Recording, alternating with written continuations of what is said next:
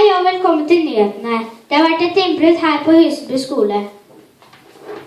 Da Nora kom på skolen neste dag, så hun et knust vindu. Hun kom inn i skolegården, hvor hun fant det knuste vinduet i andre etasje.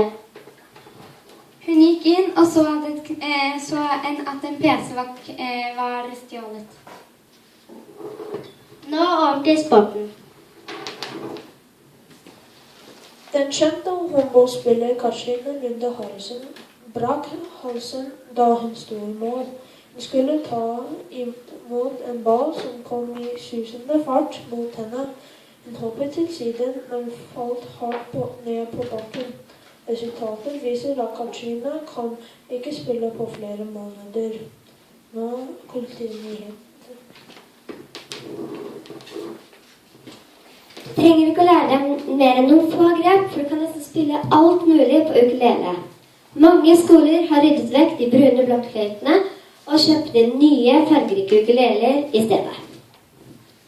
Elevene på 7. trinn på Løren skole i Oslo har lært å spille ukulele i musikktimen i et helt år. Man blir faktisk litt hekta, sier Mathias på 13 år. Det var det vi hadde for i kveld. Vi ses i 21.